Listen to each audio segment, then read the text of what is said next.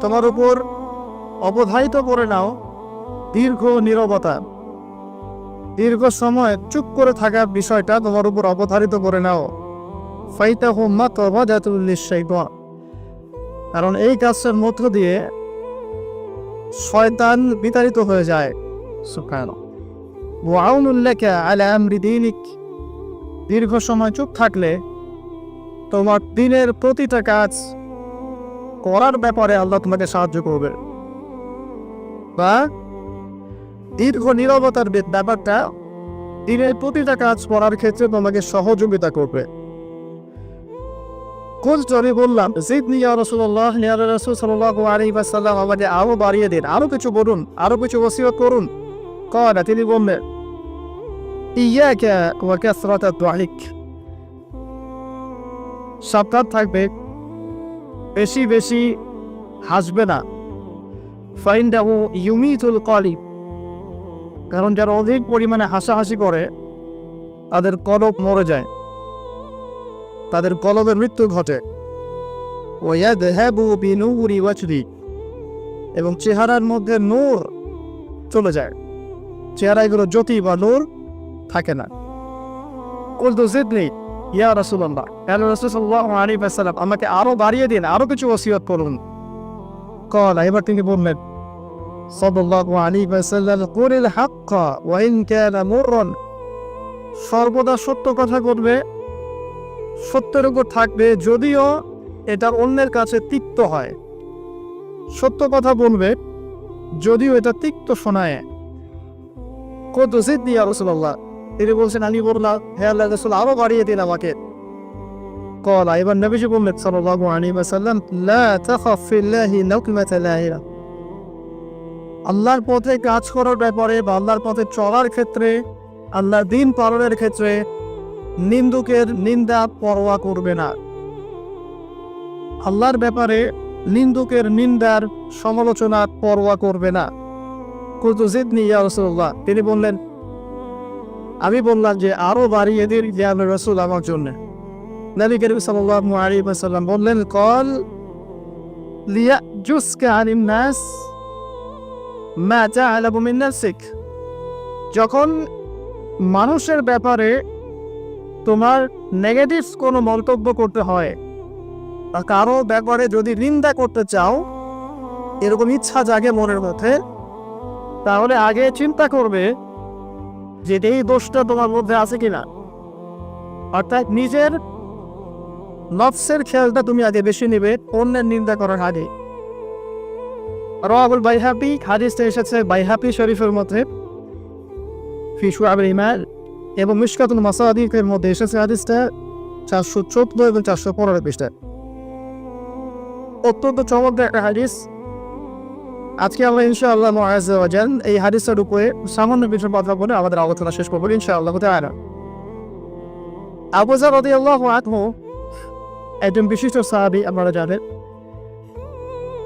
যার ব্যাপারে নবী করিম সাল্লাল্লাহু আলাইহি ওয়াসাল্লাম বলেছিলেন, আবু যার, তুমি খুব নরম মানুষ, তাই কখনো দায়িত্ব চেয়ে নিও না, কারণ তোমার উপরে যদি 2 জন মানুষের দায়িত্ব দেয়া হয়, তোমাকে যেন ছুরিবিহীন জবাই করে দেয়া হোক। আবু যার রাদিয়াল্লাহু আনহু খুব আধ্যাত্মিক নরম মনের মানুষ ছিলেন। তিনি নবী সাল্লাল্লাহু আলাইহি ওয়াসাল্লামকে খাস করে বলছেন, এটা আমভাবে নয়, আমি যেমন আমভাবে সবার উদ্দেশ্যে কথাগুলো বলছি, এভাবে আমভাবে নবীজির এই কথাটা তাকে বলেন, বরং খাসভাবে বলেছেন, পার্সোনাল নসিহত, ইন্ডিভিজুয়ালি বলেছেন। তিনি বলছেন, হে আল্লাহর রাসূল, আমাকে কিছু নসিহত করো, কিছু ওসিয়ত করো। ওসিয়ত কি জিনিস? যেমন কেউ চলে যাওয়ার আগে ওসিয়ত করে, বাবা ইন্তেকাল করছে তার আগে ওসিয়ত করে, মাকে দেখিস, বোনদের খোঁজ খবর রাখিস, সন্তানদের ব্যাপারে খোঁজ খবর রাখিস, ইত্যাদি। ওসিয়ত করা মানে যে কথাগুলো আমরা অক্ষরে অক্ষরে পালন করতে চাই, প্রতিশ্রুতি ব্যক্ত করি, এরকম কথা কনভারসেশন। কিন্তু চিন্তা করেন, নবী করিম সাল্লাল্লাহু আলাইহি ওয়াসাল্লাম যদি আমাকে খাস করে কোনো জায়গায় ডেকে নিয়ে কথাটা বলতেন, কেমন হতো? মনে করেন নবী সাল্লাল্লাহু আলাইহি ওয়াসাল্লাম জীবিত আছেন বা আমরা তো সাক্ষাৎ পেয়েছি, আর আমরা কেউ একজন আমাদের মধ্যে গিয়ে বললেন, ইয়া রাসূলুল্লাহ, আমাকে কিছু নসিহত করেন। আমাকে খাস করে কিছু ওসিয়ত করেন, তখন এই ওসিয়তগুলো স্পেশাল হবে এবং আপনি আমি কখনোই চাইবো না জীবন চলে গেলেও এগুলোর কোনো একটা আমরা ছেড়ে দেই, তাই না? আবু রাদিয়াল্লাহু আনহু এই সুযোগটা নিয়েছেন। নবী সাল্লাল্লাহু আলাইহি ওয়াসাল্লাম বলছেন, প্রথম যে উসিকা বিতাকওয়াল্লাহ, আমি তোমাকে সর্বপ্রথম ওসিয়ত করছি তুমি আল্লাহকে ভয় করো। তাকওয়া কি জিনিস?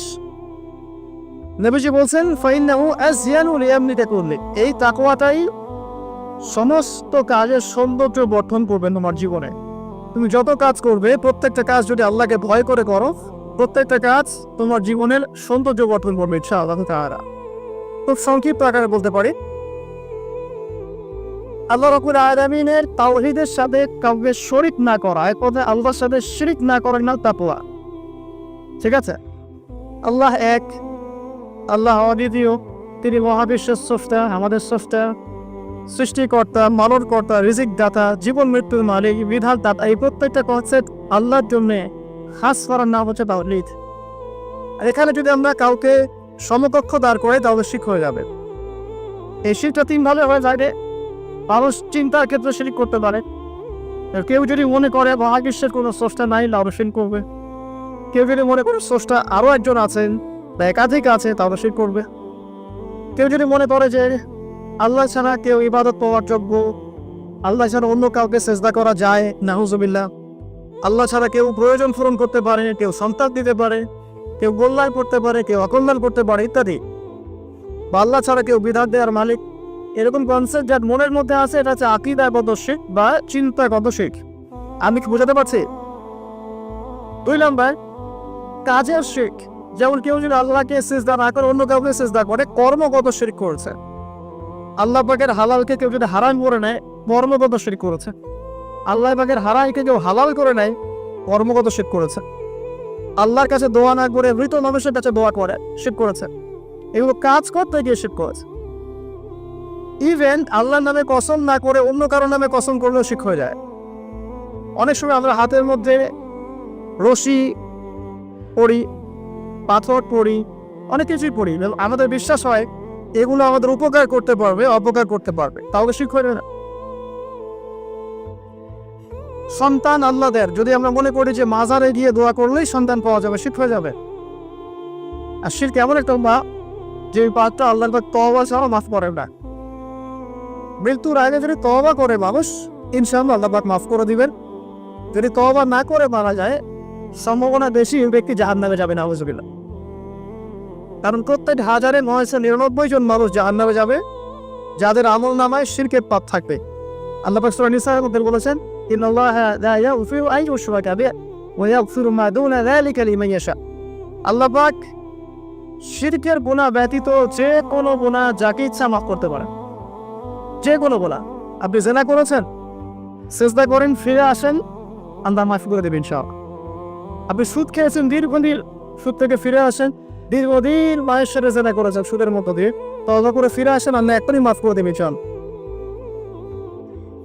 আপনি খুন করেছেন মানুষকে, যদি আপনি চিন্তা করেন যে আমার অপরাধ হয়েছে, আপনি তওবা করে খালেস হয়ে ফিরে আসেন, আল্লাহ মাফ করে দেবেন ইনশাআল্লাহ।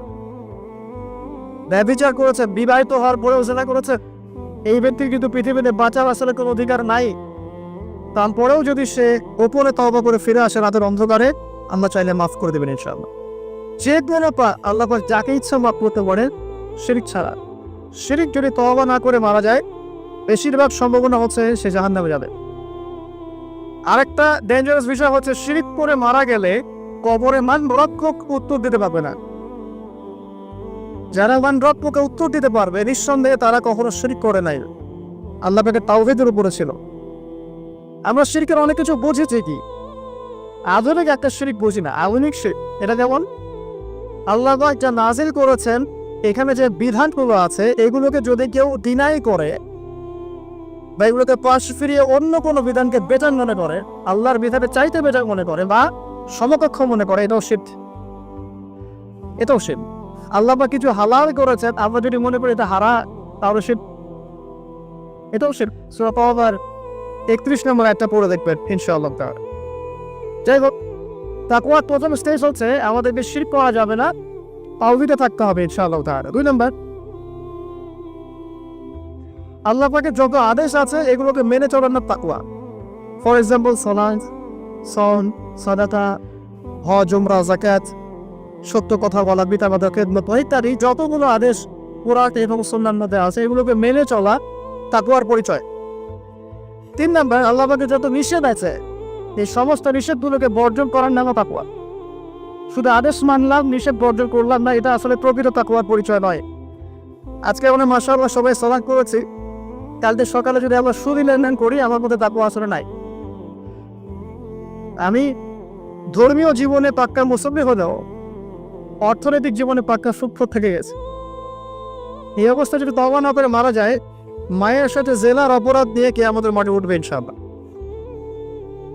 এটা আমার কথা না, নবী সাল্লাল্লাহু আলাইহি ওয়াসাল্লাম বলেছেন, সহিহ বুখারীর হাদিস, যে কোনো আলেমকে জিজ্ঞাসা করবেন, যে কোনো মাদ্রাসায় যাবেন, যে কোনো প্রকাশনী বুখারী শরীফ কিনেন না কেন, হাদিসটা পাবেন, যে ব্যক্তি 1 দিরহাম সুদ খেলো সে যেন 36 বার জেনা করলো।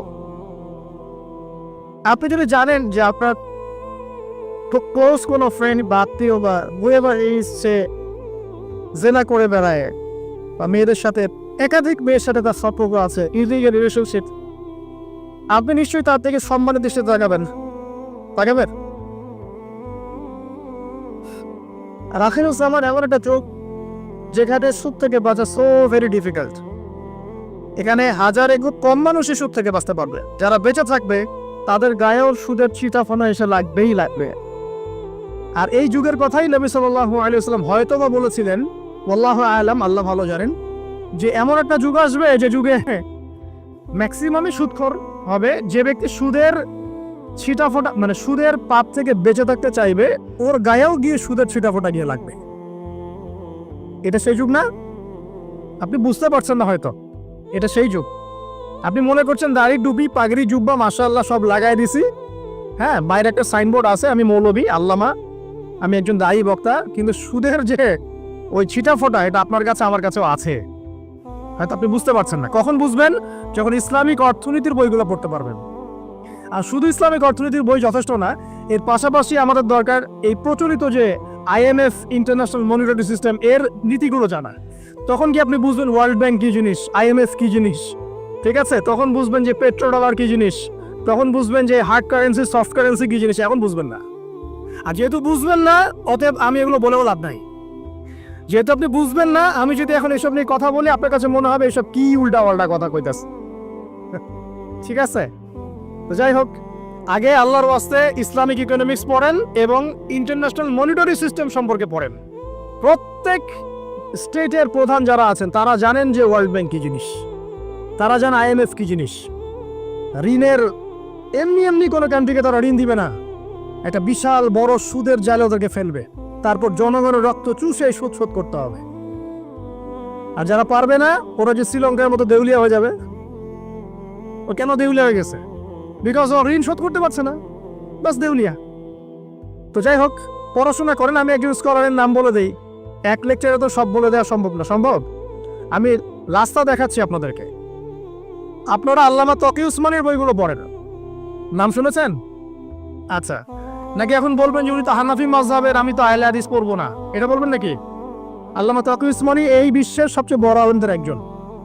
আল্লামা তকি উসমানী এই বিশ্বের সবচেয়ে রিনাউন্ড আলেমদের একজন। তার ইসলামিক অর্থনীতির যে পুরো সিরিজ আছে, আল্লাহর ওয়াস্তে বাসায় কিনে একবার পড়ে দেখেন অর্থনীতি কি জিনিস, আপনি কিসের উপর দাঁড়িয়ে আছে। পড়া যাবে না ইনশাল্লাহ? আপনি তাকে ভালো যদি নাও বসেন তাও পড়ে দেখেন। মনে করেন আপনি একটা কমিউনিটির মধ্যে আছেন বা একটা সংগঠনে আছেন বা একটা ঘরানার মধ্যে আছেন, তাহলে কি অন্য ঘরানার বইপত্র পড়া যাবে না? হারাম হয়ে গেছে নাকি? এই যে সংকীর্ণ মানসিকতা থাকলে ভাই হেদায়েত পাওয়া যাবে না। আর আপনি যে মনে করছেন আমি একদম হকের উপর আছি, আপনি সঠিক পথে আছেন ঠিকই, তবে এটা সঠিক ভুল পথ। কথা বুঝতে পারছেন না? আপনি মনে করছেন যে আমি একদম চূড়ান্ত সঠিক বিষয়ের উপর আছি। হ্যাঁ, আপনি সঠিক বিষয়ের উপর আছেন ঠিকই, বাট আপনি সহি একটা ভুল পথে আছেন। এটা বুঝবেন পরে, যখন জ্ঞানের পরিধি বাড়তে থাকবে তখন বুঝবেন যে সহি পথ কোনটা, সহি ভুল পথ কোনটা। মুসলিমদের মধ্যে ফাটল সৃষ্টি করে জান্নাতে যাওয়া যায় না। যায়?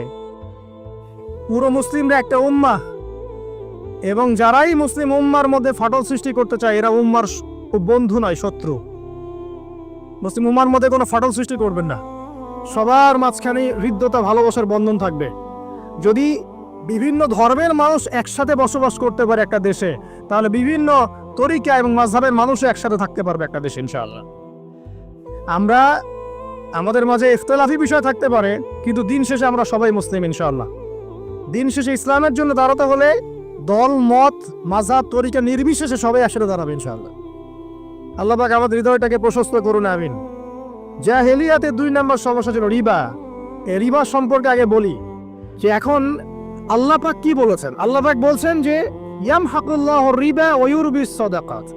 আপনি যদি দান সদকা করেন, যাকাত দেন, যাকাত ভিত্তিক অর্থনীতি চালু করেন, আল্লাহ পাক আপনার সম্পদকে বাড়িয়ে দিবেন ইনশাআল্লাহ। আর আপনি যদি রিবার মধ্যে যান, আল্লাহর বক্তব্য হচ্ছে, এটা আমার কথা না, আল্লাহ পাক বলছেন আপনার সম্পদ সংকুচিত হয়ে আসবে। এখন আপনার ডিসিশন, আপনি কি করতে চান করতে পারেন, আমাদের কিচ্ছু বলার নাই।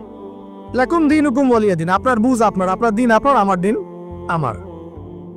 আল্লাহ বলছেন ফাযাক্কির ইন্নামা আনতা মুযাক্কির, উপদেশ দাও তুমি, তুমি উপদেশ দাতা। লাস্তা আলাইহিম বিমুসাইতির, কারো প্রতি তুমি দারোগা নও। আল্লাহ বলছেন আপনি সুদে থাকলে সম্পদ সংকুচিত হবে, যদি ছেড়ে দেন, যাকাত দেন, ব্যবসা ভিত্তিক ইকোনমি চালান, আপনার সম্পদ বাড়বে ইনশাআল্লাহ। কি করবেন, ডিসিশন কার? আপনার। আল্লাহ পাক বলছেন ইয়া আইয়ুহাল্লাযীনা আমানু, হে মুমিনগণ, ইত্তাকুল্লাহ। শোনেন ভাই, আল্লাহ বলছেন ইত্তাকুল্লাহ, তোমরা আল্লাহকে ভয় করো। ওয়া যারু মা বাকিয়া মিনার রিবা, সুদের অবশিষ্ট সব অংশ ছেড়ে দাও, সুদের অবশিষ্ট সব টাকা ছেড়ে দাও। ওয়া ইল্লা ইন কুনতুম মুমিনিন, যদি প্রকৃতপক্ষেই তোমরা মুমিন হয়ে থাকো তাহলে ছেড়ে দাও। ওয়া ইল্লাম তাফআলু, যদি তোমরা না করো। কে বলছেন? আল্লাহ। যদি তোমরা এটা না করো তাহলে আল্লাহ কি বলছেন? ফাআযানু বিহারবিন মিনাল্লাহি ওয়া রাসূলিহি, আল্লাহ এবং তার রাসূলের সাথে যুদ্ধের ঘোষণা শুনে রাখো। এটা কার কথা? এখন আপনি যদি চান আল্লাহর পক্ষে যুদ্ধ করতে পারেন, আপনি চাইলে আল্লাহ এবং তার রাসূলের বিপক্ষেও যুদ্ধ করতে পারেন। আপনাকে কি বাধা দিবে? দিবে না। ডিসিশন কার? ডিসিশন আপনার। নবী সাল্লাল্লাহু আলাইহি ওয়াসাল্লাম আরো বলেছেন যে, আপনারা জানেন হাদিসটা, নতুন কোন হাদিস বলছি না, আপনারা জানেন, প্রত্যেক আলেম জানে, প্রত্যেক মাযহাবের ইমাম জানে। কি সেটা? যে সুদের পাপের 70 বা 73টা শাখা আছে। কয়টা? 73 বা 70টা শাখা আছে। তার সবচেয়ে নিম্ন শাখা হচ্ছে নিজের মাকে বিয়ে করা।